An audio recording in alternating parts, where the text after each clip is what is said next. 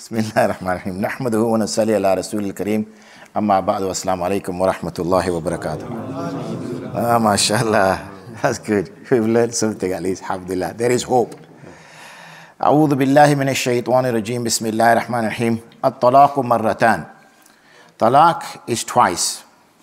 So when I was sort of reflecting over these verses, I thought, okay, this is quite a topic. How long do we have? People have got to go to work, I guess.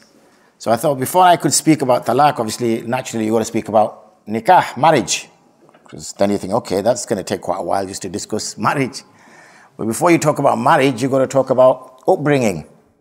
So then you think, okay, that's going to take a while. So each time you're trying to get into something, because sometimes what we do, you see, is we discuss things in a very isolated way, as though everything has got its own little compartment and nothing has an impact on anything else. And life is not like that.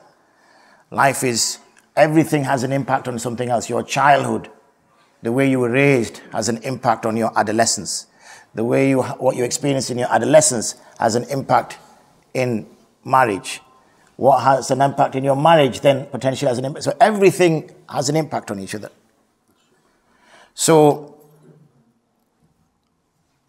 as we are growing up in the house, depending on the motivations in the house, sometimes a house can be very a money-orientated house. All our parents care about is how much dollar you're going to bring home. Yeah. So all it seems to be talking about is about money, money, money, money. There doesn't seem to be any discussion about anything else. Another house, it could be about izzat. Yeah. So that's all you hear as a child as you're growing up. It's all about izzat. It's all about honor. It's all about respect. In the house, it could be about, fakhr about something, having pride about something. So you grow up in that environment. Another house, it could be about deen, but in a very superficial way. In a very superficial way, pretentious. And another one, it could be actual asl deen. Now, these surroundings naturally have an impact on us. It's the old nature-nurture argument. We have our fitrah, but we also are impacted by our surroundings. So therefore, getting married then is not isolated from that. We think it is, that I'm making a rational decision. I want to marry this particular woman or I want to marry this particular man. But all these influences are playing a part. The Prophet ﷺ mentions, comes in Sahih al-Bukhari, تُنْكَحُ الْمَرْأَةُ لِأَرْبَعٍ.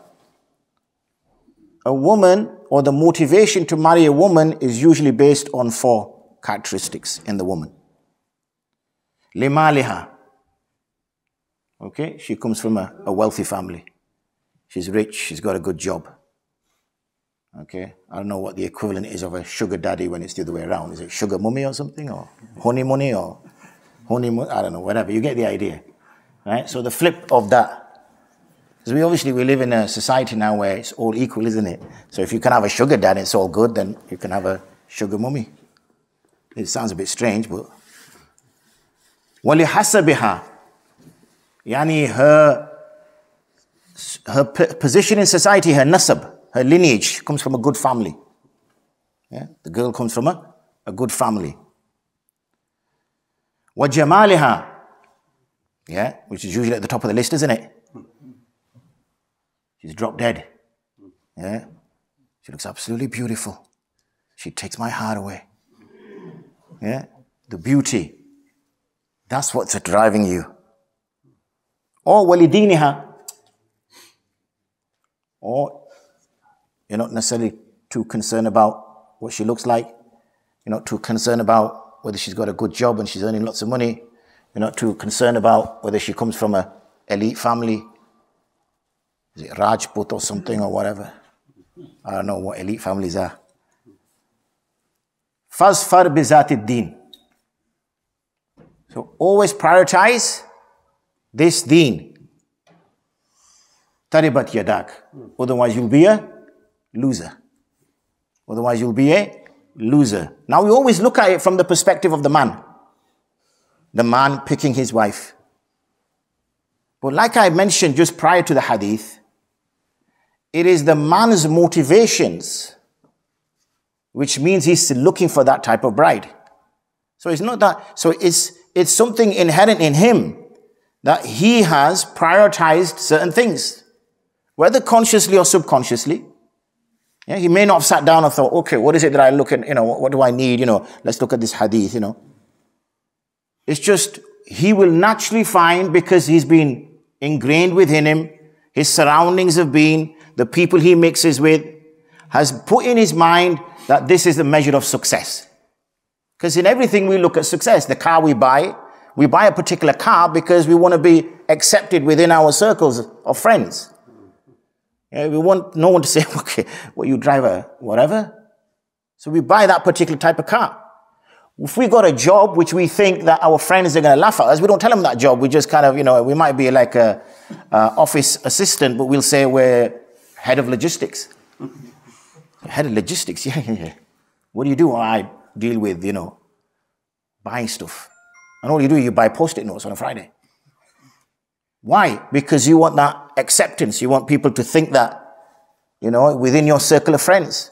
So if in your circle of friends, you want to go out with your wife, with them, for dinner, then you're going to want to try and make sure she looks beautiful. Naturally, isn't it? Because you want their acceptance. You're not necessarily too cared about what it means for you, but you want that acceptance. You want them to say, oh, such and such, wife's like this. You want it to be intelligent. Not necessarily for your own benefit, but more for, again, social acceptance. So therefore, even though the Prophet ﷺ mentions these characteristics, that these are the reasons why a woman is married, and he encourages the Sahaba, radiallahu, by extension, the Muslims, that pick these characteristics, but also what he's doing as well is for those who are fathers, who are raising their daughters, that these are the qualities that you need to instill in your daughters. Okay, these are the qualities you need to instill in your daughters. Many of us get into marriage, not having a foggiest. Yeah, absolutely, are you going to get married? G, yeah, he's done it, he said it. What? It's done, right, what's done? Right, off you go, where are we going? Right? Even though men, as soon as they become baligh, have authority. They don't need their father's authority to get married. A man, when he becomes a man, is responsible for his own actions. Okay, he's responsible just because his dad might be quite influential over him. His dad might be quite, do this, do that, do that. He's a man at the end of the day. He cannot say, oh, well, it was dad who told me to do it. Whoa, what are you, a man or what? After a person becomes baligh, he's expected to pray. After a person becomes baligh, he's expected to fast. After a person becomes baligh, he's expected to go for Hajj. We know, for example, that the Sahaba at 14, 15 years old were presenting themselves for jihad. At 14, 15 years old, they were men, they were ready to die. And the Prophet ﷺ accepted them when they were baligh. He refused them when they were boys. He said, you don't have capacity. But when they were men, he accepted them, ready to give their lives. And many did.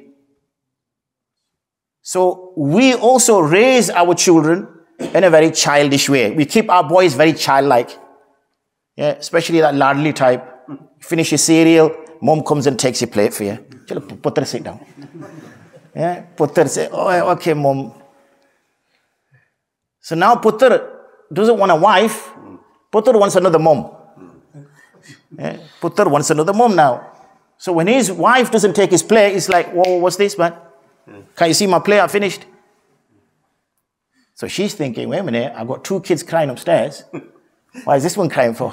I've fed this one. Maybe he needs his nappy changing. Because they're the only 2, 3 reasons why babies cry. And for men, that's all, isn't it? I've fed it, I've changed his nappy, what's wrong with it? Must need Calpol. Glub, glub, glub, glub, glub, glub, glub, glub. That seems to have done the trick. There are 3 go-to solutions for men, isn't it, when we're fathers? They're the only 3 we can do. After that, it's like, there you go, woman. Deal with this.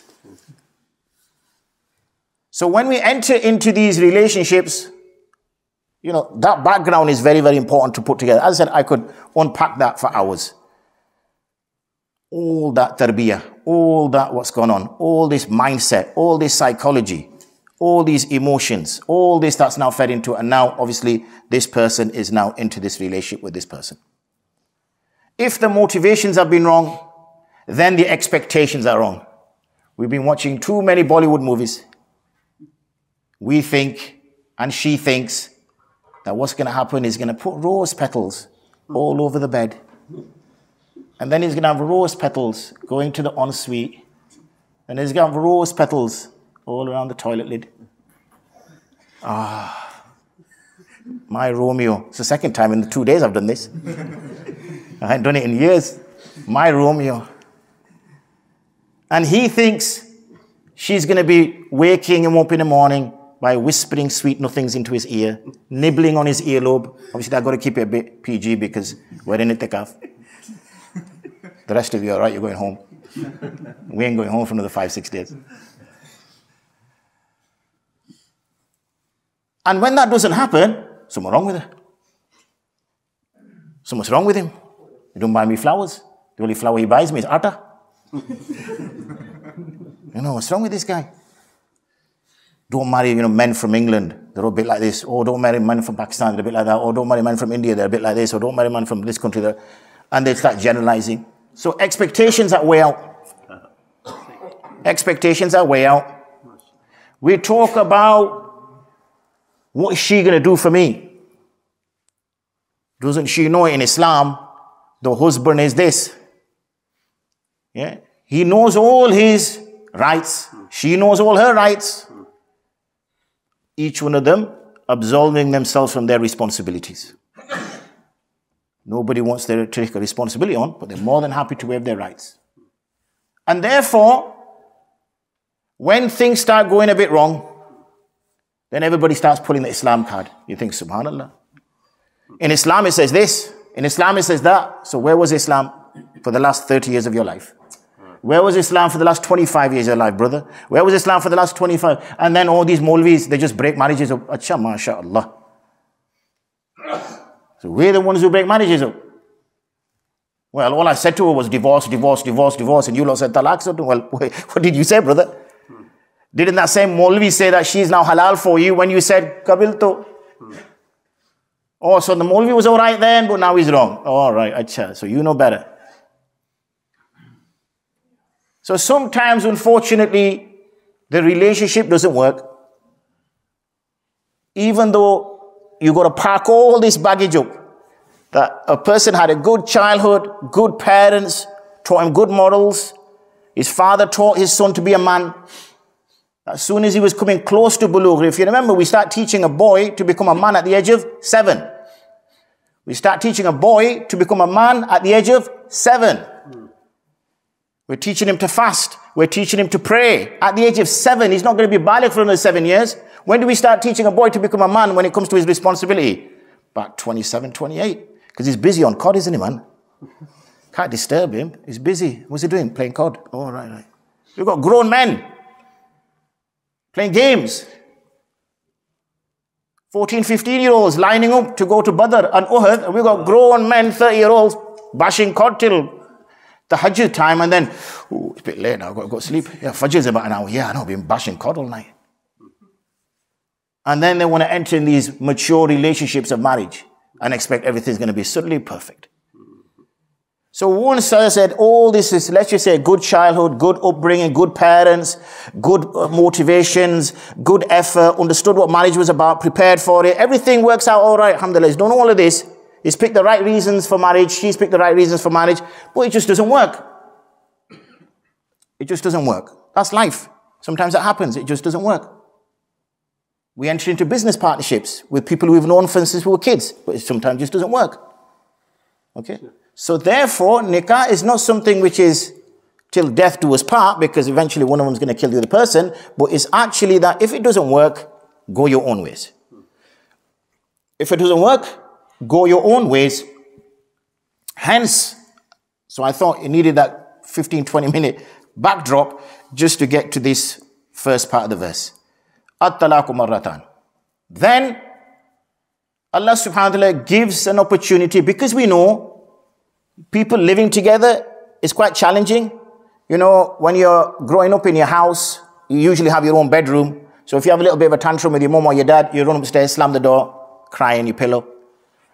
If you have a little bit of a tantrum with your dad, you go upstairs, slam your door, cry in your pillow. If you have a little bit of a tantrum with one of your brothers or sisters, you just go upstairs, slam the door, cry in your pillow. If you have a tantrum with your wife, you go upstairs, slam the bedroom door and cry on your pillow, she's next to you on the pillow. You can't even get away from her.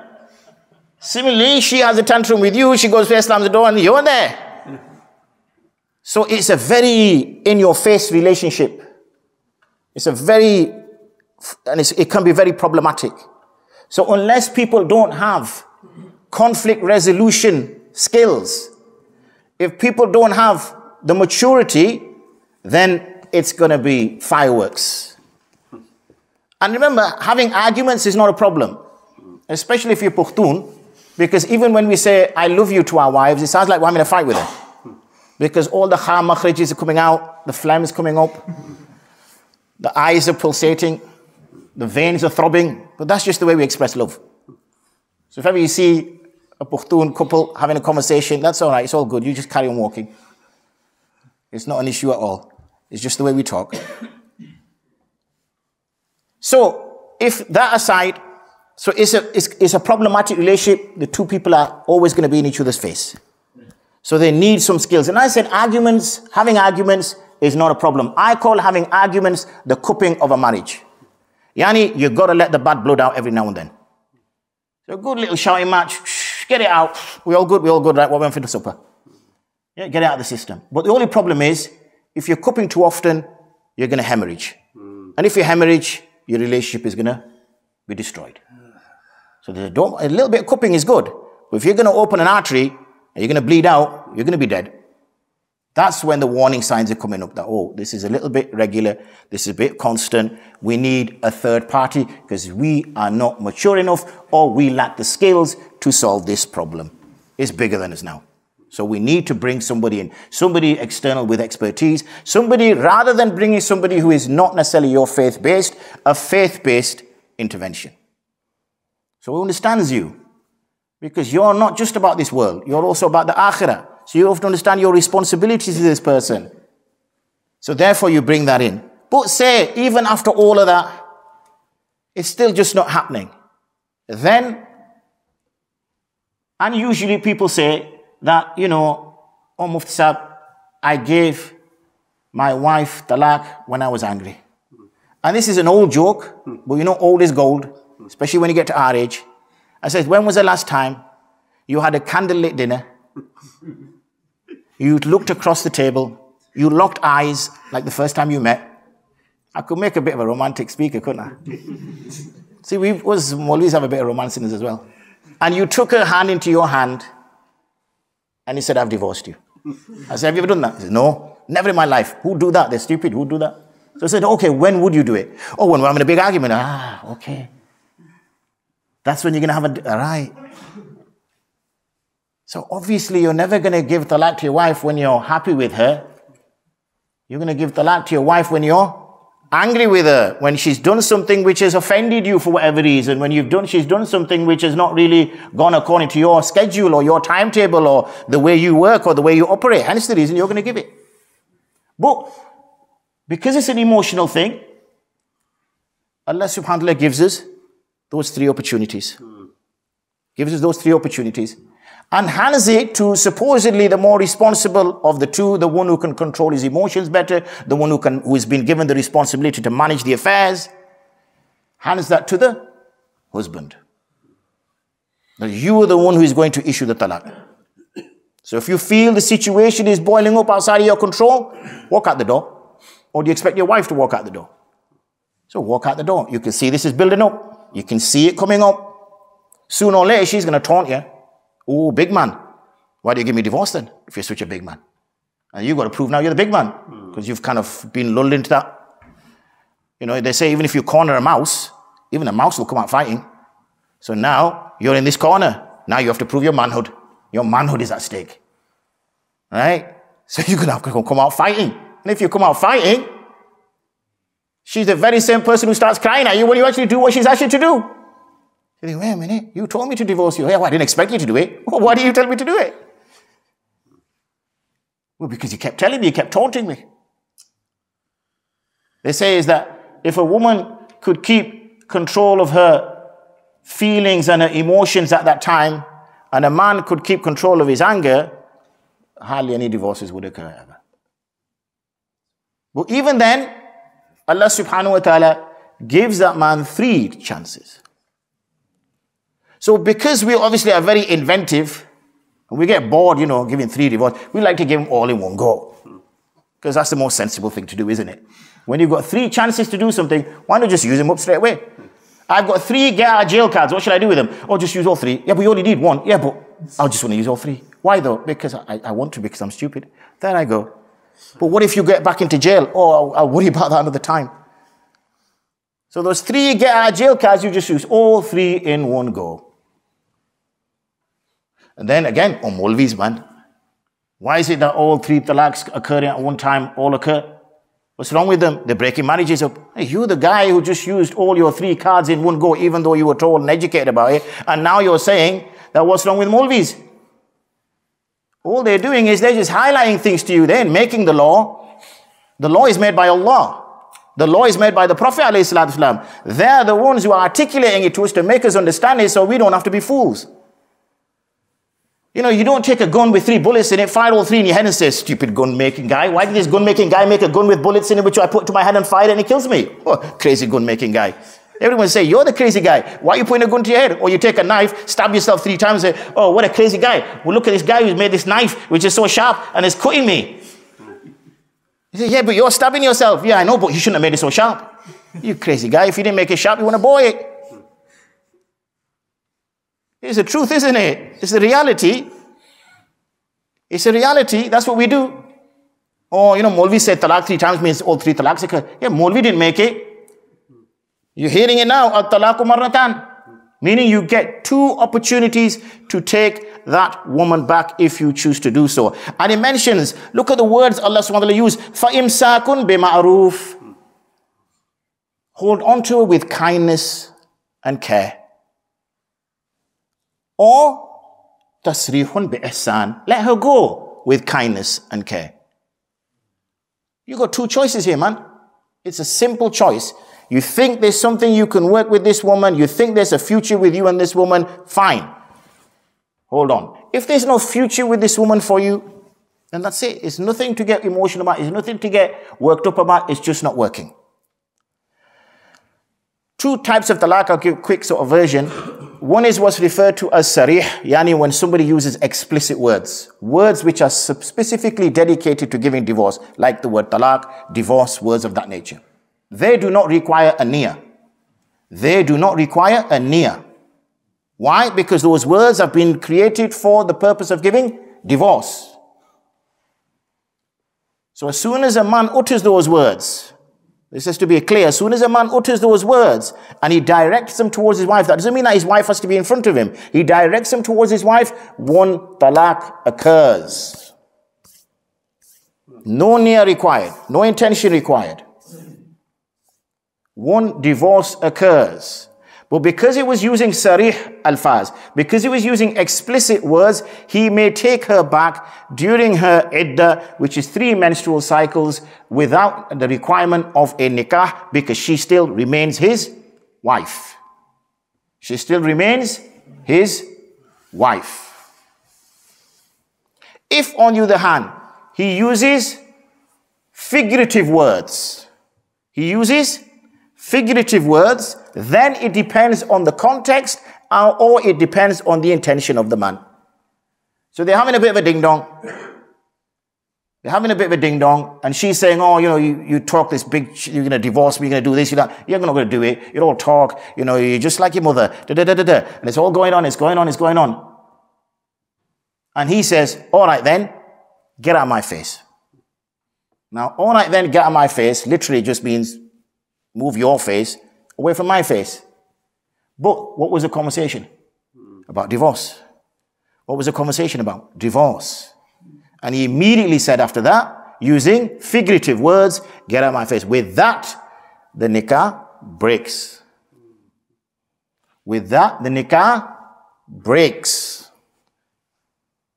Using explicit words, the nikah does not break. She's still the man's wife. With using figurative words, the nikah breaks. Now, if he wishes to take her back, she has to agree it's back to nikah time, he has to make a new nikah. If she refuses, she refuses. Whereas in the first scenario, she's still his wife. So whether she wants to get back together with him or don't get back together with him, she's still his wife. Okay?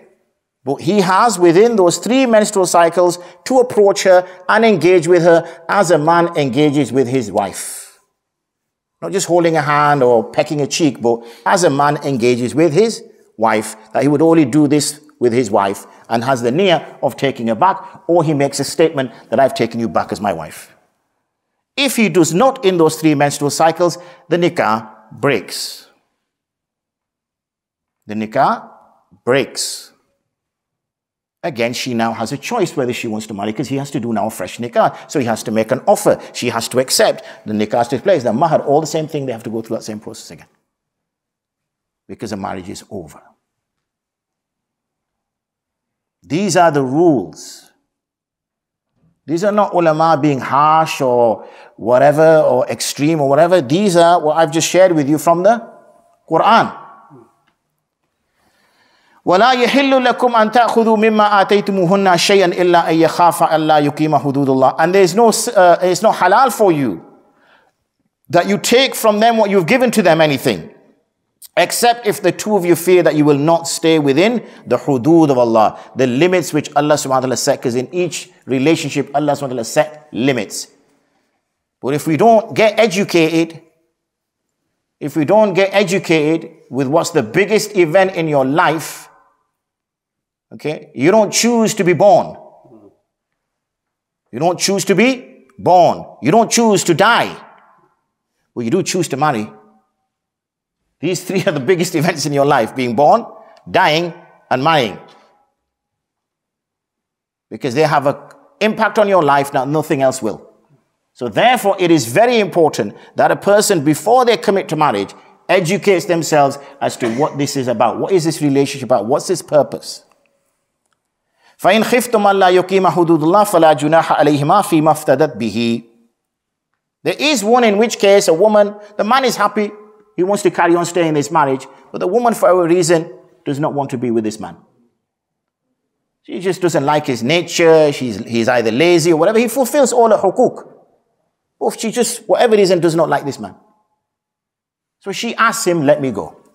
I don't want to live with you. I don't like you. Your socks smell. I don't know, whatever it is. So leave me. And he's saying, well, I don't want to leave you because I'm quite happy. She says, yeah, that's fine for you, but I'm not. So I will offer you the mahar you gave me. I will offer you the mahar that you gave me in exchange for you to let me go. So it's no, you've not lost anything. You gave me whatever, £500 mahar, £5,000 mahar, £50,000 mahar, whatever you gave me, I'm now willing to give you that back. You take that back and you release me. So he says, fine. If obviously he is at fault, then the ulama say he should not take the mahar back if he's at fault. But if he's not at fault, he's just whatever, he's just his fitrat, it's just his nature, she just doesn't like his nature, then he may take that. And this is what's referred to as khula, okay, where she is separated from him. تِلْكَ حُدُودُ اللَّهِ فَلَا تَعْتَدُوهَا وَمَنْ يَتَعَدَّ حُدُودَ اللَّهِ فَأُولَٰئِكَ هُمُ الظَّالِمُونَ. That person who surpasses the limits which Allah set, then they are those who are the oppressors. And that's something one person can't affect. You might be, mashallah, a 5 daily prayer, keep your fast, give your zakat, whatever, and your relationship with Allah is good. But your relationship with the one person who could potentially be a person's heaven or hell is the person that you are most intimately involved with. So anybody's rights that you're going to usurp are the ones that live in your own house. Not going to be no stranger. So the wife has to ask the husband, it's the month of Ramadan, that is there anything which you are holding in your heart that you think I've done wrong to you, that I've gone beyond the hudud towards you? If so, speak up. I'd rather find out now than on Yawm al-Qiyamah. And similarly, the husband should say, look, is there anything that I've done in which I'm surpassing the had with you, that you may just be keeping quiet because you just want to avoid an argument? So at least she could be. You'd rather find out now so you can fix something than finding out on the day of judgment. Like I said, with it's not going to be strangers whose rights that we've usurped that ends up we going into Jahannam. It mentions in a hadith about a falis, and somebody who's falus. What is somebody who's bankrupt? When the Prophet ﷺ asked, and his companions respond by saying, oh, somebody who's bankrupt is somebody who's got no dinar or no dirham. He says, no. The person who is bankrupt is the person who shatamaha, swore at this person, hit this person, abused this person, did this to this person. Those people stand up on Yawm al-Qiyamah. So this person's, mashallah, got heaps of salah. He's got heaps of fast. He's got heaps of zakah. He's got heaps of everything. He's, mashallah, he's doing a lot of good work. Piles and piles and piles. But then he's usurped people's rights, especially the wife, especially the husband, especially the children, especially the parents. So each one starts standing up. Oh, he used to do this. He used to ridicule me. She used to ridicule me. She used to do this. He used to do that. And husbands and wives are taking their own deeds off one another. Until it says that the person's deeds finish. The person's deeds finish. So he thinks, Jello, it's 50-50 now, innit? I've got no good deeds, but I've got no bad deeds either. Allah's raham will come. Allah's maghfirah will come. I'll be all right. But there's still people stood up. There's still people stood up. So a person who's never looked at a ghair mahram could potentially go to Jahannam for zina because of the fact that that person who committed zina will place it on his deed saying, this brother did this to me and he's got no deeds to give me, Allah. What should we do now? That's fine. You give him your sin. So this person is then dragged into Jahannam for zina, even though he may have never looked at a mahram. He is dragged into consuming riba, even though he may never have looked at riba. Why? Because he usurped the rights. And the main people you're going to usurp the rights of is those people you see on a daily basis where you don't even think that I need to be a little bit careful with this person. This is my son, this is my daughter, this is my brother, this is my sister, this is my wife, this is my husband. فَإِن طَلَّقَهَا فَلَا تَحِلُّ لَهُ مِن بَعْدُ حَتَّى تَنْكِحَ زَوْجًا غَيْرَهُ. And if the divorce happens once, twice, thrice, then he says, oh, how can I take this wife back? The first thing that ulama will say is that, brother, are you okay? He'll say, why? You've divorced this woman 3 times. Not once, not twice, but 3 times. Why do you want to get back together? Surely don't you think there's a problem here? Either the problem is with you or the problem is with her. Something is not right. Why do you want to get back together? So this is what's referred to as talaq-e-mughallaza, meaning the maximum divorces a man can give to a woman are 3 times. 3 times. Now, unfortunately, people construct this halala, they construct this method in which she marries another man, consummation has to take place, then he divorces her in order for her to get back with her first husband. This is impermissible. This is impermissible, it's haram. If it happens by chance, this woman separates, so Abdullah and Fatima are married, Fatima and Abdullah, 3 divorces, Abdullah goes off in his life, Fatima goes off in her life, Fatima then marries Abdurrahman, they live together for 3-4 years, Abdurrahman divorces Fatima, then somebody says to her, oh, by the way, your ex-husband is still not married. He finds out that his ex-wife is now unmarried again because she's been divorced. And now they remarry. That's by chance. They don't construct it. If you construct it, it's haram. It's haram. فَإِن طَلَّقَهَا So if he divorces, فَلَا جُنَاحَ عَلَيْهِمَا أَن يَتَرَاجَعَا. There's nothing wrong in them getting back together. إِن ذَنَّا أَن يُقِيمَا حُدُودَ اللَّهِ. If they think they can stay within the limits that Allah subhanahu wa ta'ala has set. If they cannot stay within the limits Allah subhanahu wa ta'ala has set, then this is not good for them. It's unhealthy. It's not good for their mental state. It's not good for their spiritual state. It's not healthy. But like I said, it's, you got to go, back to how the marriage started, go back to the upbringing, go back. You got to keep peeling away to get to the core of where this all started from. وَتِلْكَ حُدُودُ اللَّهِ يُبَيِّنُهَا لِقَوْمٍ يَعْلَمُونَ. And these are the limits which Allah has set in which He clarifies to a people so that they may know. So that they may know. وَإِذَا طَلَّقْتُمُ النِّسَاءَ فَبَلَغْنَ أَجَلَهُنَّ فَأَمْسِكُوهُنَّ بِمَعْرُوفٍ وَسَرِّحُوهُنَّ بِمَعْرُوفٍ. So when you do divorce the wives or the women and they reach their ajal, yani the iddah is complete, then you have a choice. You either hold on to them bima'roof. Again, Allah subhanahu wa ta'ala does not use excessive words. Every word, even the letter ba, there's meaning behind it. So when Allah SWT again repeats, فَأَمْسِكُهُنَّ بِمَعْرُوفٍ أَوْ سَرِّحُهُنَّ بِمَعْرُوفٍ, he didn't need to, because he's already mentioned it earlier. There's no need to repeat, but he's reminding us that either you hold on to with some respect or let her go with some respect. Okay, not vengeful. Now you're saying, I was involved in a campaign a few years ago where it was particularly sisters were using children as a sort of a battlefront against their ex-husbands in order to prevent them getting access to them. A woman can't do that. A woman can't do that. Yes, this legal system is set up in such a way that it might be favorable, particularly for women, but the father has a right. These are his children. It's a different thing, obviously, if it can be proven that he's been abusive or da-di-da-di-da and all the rest of it. We're speaking generally here. So they cannot use them as sort of tools to get at him, to get under his skin that, okay, now I'm going to make him pay, I'm going to make his life hell. What's that all about? Is that what it mentions here? That, make the person's life hell? وَلَا تُمْسِكُهُنَّ ذِرَارًا لِتَعْتَدُوا, and don't hold on to them, harming them, to cause them harm. Okay? وَمَنْ يَفْعَلْ ذَلِكَ فَقَدْ ظَلَمَ نَفْسَهُ. Whoever does that, he may think that he's getting one over that person, but actually he's oppressing himself. وَلَا تَتَّخِذُوا آيَاتِ اللَّهِ, and do not take the verse of Allah as a joke. There's something going on. I was told a friend of mine got in touch with me saying that at the moment there's some sort of Pakistani drama or something, and in this Pakistani drama they get married. So they're joking around like, oh my God, the ulama saying that if you get married in a joking way, the marriage is actually real marriage. Oh goodness me. Does that mean like if you buy something in a drama, does that mean that you've actually bought that thing? And they're ridiculing the deen. They're ridiculing the deen. Now what kind of, what is this? Because even if people are messing around and they do ijab kabul, the nikah is valid. Because the conditions are found. The conditions are found. وَاذْكُرُوا نِعْمَةَ اللَّهِ عَلَيْكُمْ وَمَا أَنزَلَ عَلَيْكُمْ مِنَ الْكِتَابِ وَالْحِكْمَةِ يَعِظُكُمْ بِهِ. And remember, this is a ni'mah that Allah has given you. We could have kept this quiet. Allah did not have to inform us of any of this. We could have just been walking blindly trying to find out what is right and wrong. And those who Allah had given good hearts to, they would have found the right path. And those whom Allah did not give good hearts to, they wouldn't have. Well, alhamdulillah that Allah has explained these verses to us. Then alhamdulillah that we have ulama that explain them to us so that we understand them better as well.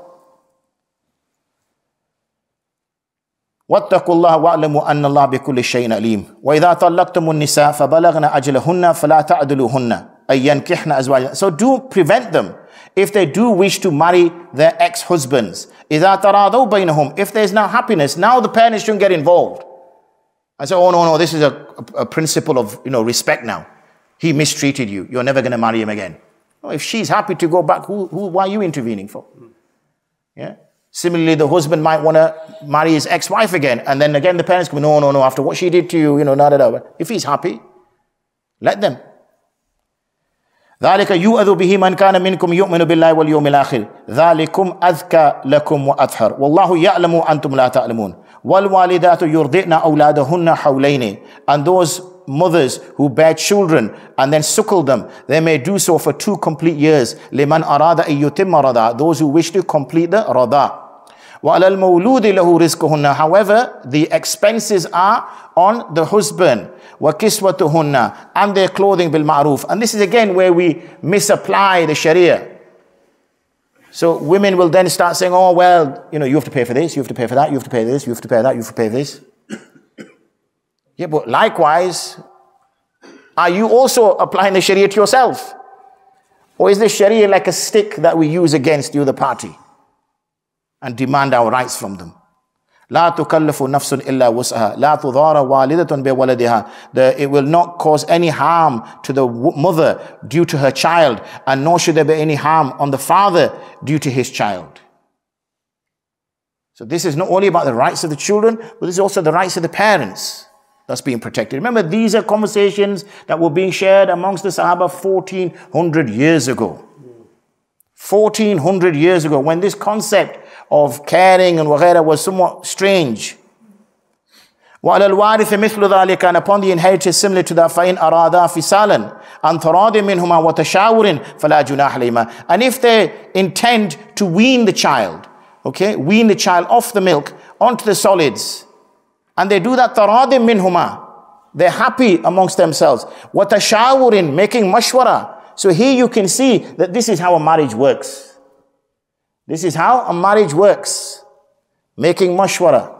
So even though the man might be the amir of the house, he's not a tyrant of the house. He's an amir. And if a person's not sure what an amir looks like, then he should look into the life of the Prophet ﷺ to see what an amir was. That was the Prophet ﷺ a tyrant? Did he behave in that way that the people in Medina could not differentiate him from Sayyidina Abu Bakr? No. Which one is the Nabi? That when they would, the delegations would come to the masjid and the Sahaba were sat in a circle, they could not see who the Prophet ﷺ. Trust me, when you went to see Caesar, you knew who Caesar was. When you went to the Persian kingdom, you know who the Persian king was. When you came to see the Prophet ﷺ, you could not determine that. He did not set himself apart from his companions. He used to put himself within his companions. We know, for example, that when the women used to come and complain to the Prophet ﷺ, they would raise their voices and complain and argue. Even the wives of the Prophet ﷺ would raise their voices. When Sayyidina Umar found out that Hafsa was raising her voice, he was so upset. What's wrong with her? This is not just any man she's having an argument with. This is the Prophet ﷺ, and if the Prophet ﷺ becomes angry, Allah becomes angry. Her akhirat is going to be gone. So he would go to give a nasiha, his daughter. Now, don't raise your voice to him. He's not just a husband. This is the Prophet of Allah. But he was never a tyrant. His leadership was such that he would make mashwara even with the most junior companions. So when, for example, the Ahzab were going to gather outside of Medina, he sat all his Sahaba down. Apne rai de do, give me your opinions, what should we do? This man is divinely guided. We don't take anybody's opinion on, and we're not divinely guided. It's my way or the highway, take it, see you later. This man is divinely guided, and yet he's taking mashwara from his companions. Even Allah subhanahu wa ta'ala intercedes on behalf of the Sahaba radiallahu anhu, saying continue to take mashwara after obviously what happened in Uhud. That continue to take mashwara from them. Listen to them. Why? Why is this? Because this method of consultation is the way forward. When you do mashwara with your children, when you make mashwara with your wife, they will feel empowered. They will feel respected, that this man respects us. He respects our opinion. We're not just his workers. Not fetch his shoes or make his dinner. He's not a tyrant. He wants us to succeed. We're a family, we're together, we're a unit. And that's how the Prophet ﷺ educates us. So in the same way, Allah subhanahu wa ta'ala is telling this man that you and your wife have a conversation as grown adults. Not that you decide. And remember, the Amir only comes in when a faisla has to be made. If an Amir is a very good Amir, you will notice that he is absent and decisions get made nicely because it's the way he manages people. Okay? An Amir only has to show his imara when a faisla has to be made because there's dispute, there's disagreement between parties. And now we need a decision. 50% are saying we should do this, 50% are saying. So like, for example, some said, no, the elder Sahaba said, let's wait in Medina. Medina is very well structured. We've got mountains, we've got rocky area, we've got heavy trees. We're protected in all three directions. We've only got one front, and we can deal with that one front. The younger Sahaba said, nah, we're going to stand here. Let's go out to them. Let's face them. Yeah, let's face them. What are we scared for? We're not scared. We've got haqq. Let's take the battle to them. Put them on the back foot. So now a faisla has to be made. Why? Because you've got one group of Sahaba saying one thing, another group of Sahaba saying another thing. So now the Prophet ﷺ would say, this is the way we do. Obviously, when Salman Farsi who comes up with the concept of the khandaq, that let's dig a ditch. This is what we do as Persians, that whenever we come up against a bigger enemy, then we restrict them. We tunnel them, we funnel them. And this is the way to do it. So he takes the mashwara of the Sahabi and says, this is good advice, let's do that. Then what happens? Did the Sahaba say, oh, no, it's not fair? You listen to him, he didn't listen to me. No, because they've been trained and educated that the khair is in mashwara, and whatever is decided is going to be khair in that. And that's again the father's responsibility, the husband's responsibility to educate his family on that concept. If you haven't educated your family on that concept, then who's to blame? The children? You're to blame. That's your fault. that they don't see the khair in this. You've not educated them. You've not explained the seerah to them. You've not explained how the Prophet ﷺ used to operate. You've not explained how the Sahaba, because not only did the Prophet operate like that, we saw Sayyidina Abu Bakr operate like that. Then we saw Sayyidina Umar ibn Khattab operate like that. They all work like that, taking mashwara, taking opinions, and then giving a final verdict. وَإِنْ أَرَدْتُمْ أَن تَسْتَرْضِعُوا أَوْلَادَكُمْ فَلَا جُنَاحَ عَلَيْكُمْ إِذَا سَلَّمْتُمْ مَا آتَيْتُمْ بِالْمَعْرُوفِ. And if you decide that you're going to outsource it, meaning you're going to find a wet nurse who is going to suckle the child for you, then there's no sin upon you if you pay that with kindness. وَاتَّقُوا اللَّهَ وَأَعْلَمُوا أَنَّ اللَّهَ بِمَا تَعْمَلُونَ بَصِيرٌ. وَالَّذِينَ يَتَوَفَّوْنَ مِنْكُمْ وَيَذَرُونَ أَزْوَاجًا. As for those individuals who pass away and they leave behind wives, then they should not engage in marriage يَتَرَبَّصْنَ بِأَنفُسِهِنَّ أَرْبَعَةَ أَشْهُرٍ وَعَشْرًا, for 4 months and 10 days. That is their iddah. We know, for example, that when a woman conceives, then obviously the 40 days, the various stages the potential fetus goes through in order to reach child. So a soul gets blown in. So therefore, it is very important, this is what Sharia is very keen about, is ensuring parenting rights have been linked to the right person. Because if she remarries and has another child, and we see that unfortunately in some communities where marriage is not held highly, so there is a woman who might have children from 3, 4, 5 men, and none of them then take responsibility. So then the whole absent father syndrome, people speak about that. One of the reasons why, society in certain communities is going in a certain way, because there's an absent father, there's no father figure, therefore the men can be more aggressive, and then they turn to crime, da-da-da-da, not always, but obviously a general rule. So the Sharia is very keen to ensure that the father knows that this is your child, and you are responsible for this child. Not that, oh, well, she's married to somebody else now, that's not my problem. No, it is still your problem. Until this young person becomes baligh, until this person becomes an independent individual himself, you are legally responsible and will be held accountable on the Day of Judgment for that. فَإِذَا بَلَغْنَا أَجَلْهُنَّ فَلَا جُنَاحَ عَلَيْكُمْ فِي مَا فَعَلْنَا فِي أَنفُسِهِنَّ بِالْمَعْرُوفِ. When they reach that duration, then there's no sin upon them in they make clear that which is in themselves with kindness. وَاللَّهُ بِمَا تَعْمَلُونَ خَبِيرٌ. وَلَا جُنَاحَ عَلَيْكُمْ فِي مَا أَرَدْتُمْ بِهِ مِنْ خِطْبَةِ النِّسَاءِ أَوْ أَكْنَنْتُمْ فِي أَنفُسِكُمْ. And there's no sin upon you if you present, obviously a woman is coming to the end of her iddah, but she's a very good woman, so you want to at least get her informed that you may be interested in marriage with her, obviously going through the right channels, so that she's aware of it. عَلِمَ اللَّهُ أَنَّكُمْ سَتَذْكُرُونَهُنَّ وَلَكِنْ لَا تُوَاعِدُوهُنَّ سِرًّا. However, you cannot have secret arrangements that as soon as your iddah is over, then you and I get married. No, you can put your pagham forward through the normal channels. إلا أن تقولوا قولا معروفا ولا تعزموا عقدة النكاح حتى يبلغ الكتاب أجله. But you cannot perform nikah until her iddah is over. وَاعْلَمُوا أَنَّ اللَّهَ يَعْلَمُ مَا فِي أَنفُسِكُمْ فَاحْذَرُوا وَاعْلَمُوا أَنَّ اللَّهَ غَفُورٌ حَلِيمٌ. لا جناح, last ruku, it's only because it's linked to this that I'm pushing it through. لا جناح عليكم إن طلقتم النساء ما لم تمسوهن أو تفرضوا لهن فريضة. There's no sin upon you if you divorce a woman, a wife, if you've not even had consummated the marriage. أو تفرضوا لهن فريضة, or you've not agreed a mahar. ومتئوهن على الموسع. So then you should just give her some provisions according to your financial status. قدره وعلى المقتر قدره متاعا بالمعروف حقا على المحسنين. This is a right upon the muhsinin. People might say, why is this a right upon the muhsinin? Why isn't it a right upon the mu'mineen? Because it's only the people who are muhsin that are going to do it. Those who aren't muhsin, they're not going to do it. They'll already dismiss the Quran or argue it out or whatever else.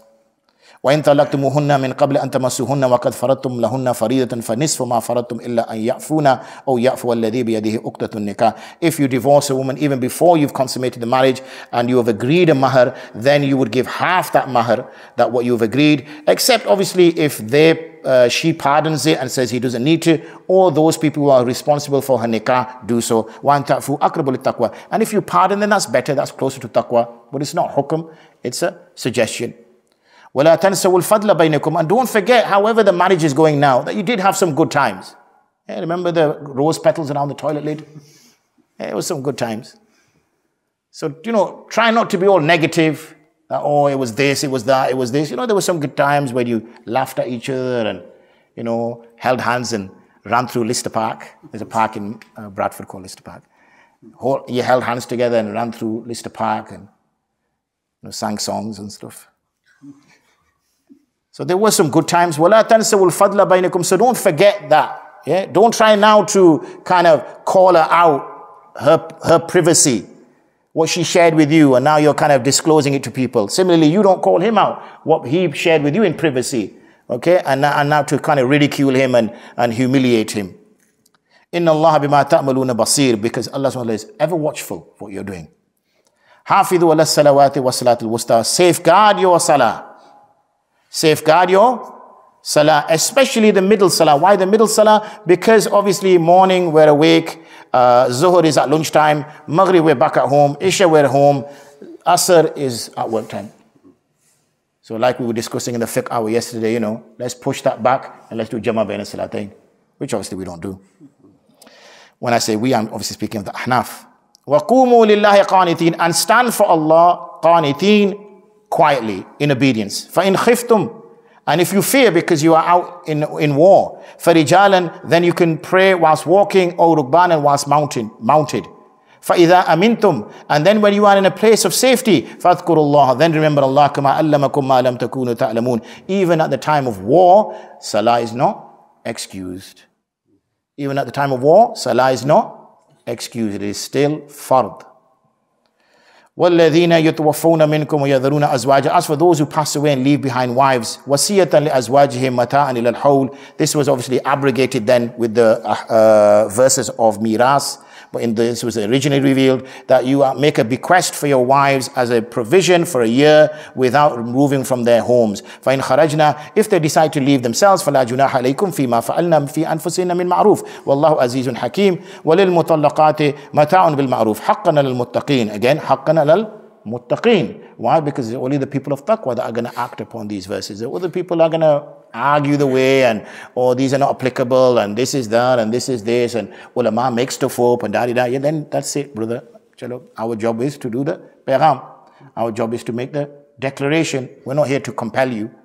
Even the Prophet ﷺ was told, you cannot compel anybody onto faith. You cannot even call people who you love. You cannot even convert people who you love. This is down to him. All you can do is put as good case as possible. The rest you leave to Allah. كَذَلِكَ يُبَيِّنُ اللَّهُ لَكُمْ آيَاتِهِ لَعَلَّكُمْ تَعْقِلُونَ. In this way, look how beautifully Allah subhanahu wa ta'ala has explained such a complicated relationship. In this way, Allah subhanahu wa ta'ala clarifies for you His verses. Why? لَعَلَّكُمْ تَعْقِلُونَ. In order that you may reflect and ponder and act accordingly. وآخر دعوانا الحمد لله رب العالمين. السلام عليكم ورحمة الله وبركاته.